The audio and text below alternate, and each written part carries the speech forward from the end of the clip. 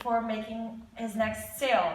We know he just sold a car, so basically we're just looking for the probability that a sale will take more than 7.5 days. Yeah, so we know the time is exponentially distributed, and we know that the average time is 5 days. That's 1 over lambda, lambda being our rate. Yeah, so you would always have to find the rate for this, the lambda, and in this case, make sure that you could stay consistent within your units. So if you're using days, also compute it for the amount sold per day. Yeah, so the rate would be 0.2, right? If it takes 5 days to sell, then it's 0.2 cars per day that are sold, and therefore we're looking for the probability that the time is larger than 7.5. Yeah. And also keep in mind the difference between continuous and discrete probability distributions. Yeah, here we are referring to the time elapsed, so we already can tell that by the unit, by the fact that it's time, it's continuous. Yeah, and continuous means it could be normally distributed or exponentially distributed. If it was discrete, then we know that it's countable, so then it would be binomial or Poisson distribution. Okay, so this is the first one. The second one is the probability that he will have to wait between 6 and 10 days. So here we're just looking for the probability that t will be between 6 and 10, right? Yeah, we write it down like this. So the probability that it's between 6 and 10, and then keep in mind that for exponential distributions, we are always computing with the probability that it's larger than a certain number. Yeah, this is the standard way also when you read it off the table. While for normal distributions, for instance, you would look at smaller than, right? So keep that in mind, and that therefore we would actually just, subtract the probability that t is larger than 6 from the probability that t is larger than 10. Yeah, because if you remember, whoops.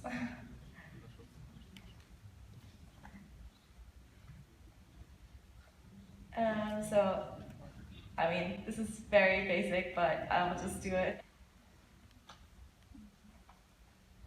Probability that is larger than 6 minus probability that is larger than 10. Yeah, because with exponentials, we look at larger than. Okay, so insert your values, and this is around 16.59%. Okay, the next step is that we actually want to use the problem and convert it into a Poisson distribution problem. So remember, with Poisson, this is discrete probability, so we want to convert it into units that are countable. Yeah, and in this case, it would make sense to convert it into days, right? The number of days is countable. So how do we do this? The problem states that we want to compute the probability, or actually the event that it takes more than 7.5 days before another car is sold should be converted into the fact that no cars are sold in 7.5 days. How we do this is that we now want to look at the scenario that 0 cars are sold in 7.5 days. Yeah. So the number of days becomes our variable x in this case, and therefore we want to compute how many cars are on average sold in 7.5 days. Yeah, this is our new mean basically. And we know that our rate from the previous example, it was 0.2. Yeah, this is our lambda. So this lambda is equivalent to our mean for Poisson distribution, our mu. Yeah, both are rates. Lambda and mu are both rates. I think this is also something you have in operations management, so this should be quite familiar. And now x is the number of cars sold in 7.5 days. So this is the Poisson variable that is countable. And we find our new average for the Poisson distribution, right? So if 0.2 cars are sold in 1 day, then 1.5 cars are sold in 7.5 days, right? So this is the new rate that you have to find for the Poisson distribution. And now the Poisson distribution probability that we're looking for is the probability that x is equal to 0, yeah?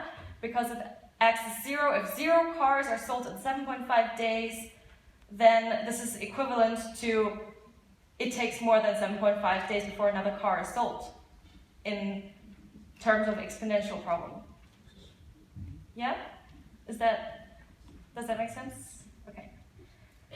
So this, now we can just look up in the table. So with our average being 1.5 and our k being equal to 0, and then you can find your probability this way. Yeah? Okay.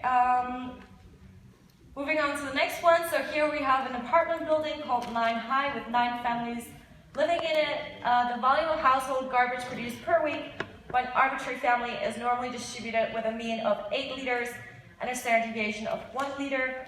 And this volume is independent of the weekly volume produced by another family. So first, calculate the probability that the volume of garbage produced by the family living on the ground floor in an arbitrary week is higher than 5.5 liters, but lower than 9.5 liters. So we know that we're looking at a normal distribution here, and we also have our average given and our standard deviation given. And because we're just looking for an arbitrary family, one family in an arbitrary week, we're using the most basic way of computing this. So this is just like the most basic case, right, where we just calculate the probability that x is between two values, yeah? Here between 5.5 and 9.5. So the next step is just convert it into z statistic, right? Subtract your mean, divide by the standard deviation, and then look up the values in the table and find your probability this way. Yeah, it's very basic computation that we did throughout the entire semester. So 92.7%. And then for the next one, it changes a little bit. So here it says 2 arbitrary families from 9 High are selected and each produce more than 9 liters of garbage in one arbitrary week. So we want to look at the probability that 2 families each produce more than 9, yeah? This kind of formulation should maybe ring a bell regarding binomial distribution, yeah? So this is basically computing the probability that any family produces more than 9, and then you just square it to the power of 2, okay? So let's start with the first one. This is just the probability that that x is larger than 9. We find the probability and then we can square it.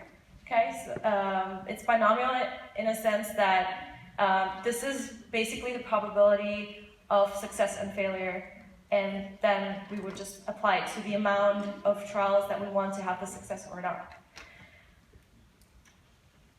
Okay, so yeah, same thing. So you transform this into your z statistic, and then you find the probability, and you square it. So you square the 15.87% that you find. Okay, and this probability we want to compare it to the second one, which is 2 families together produce more than 19 liters of garbage in this week. Yeah, so this is a combined problem now. We want to compute the probability that 2 together produce more than 19 liters. If you can think back to some of the sessions we were discussing also the law for the expected value and variance, and then there's also a formula on the formula sheet for combining normal variables, yeah, with subtraction and addition of 2 variables. So in this case, it's an addition problem, so we can just use that formula on the formula sheet.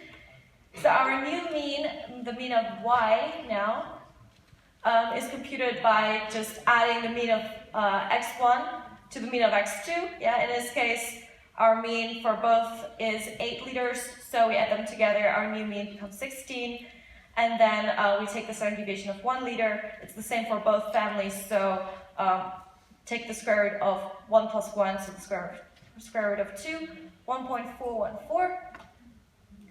And now we want to compute the probability that y is larger than 19, yeah? Y being our new variable that we define as x1 plus x2. So yeah, transform this into the z statistic, subtract the mean, 16 that we computed, the new mean here, and then divide by the standard deviation, the new one that we computed, the 1.414, and then look up the probability in the table, and it's 1.7%.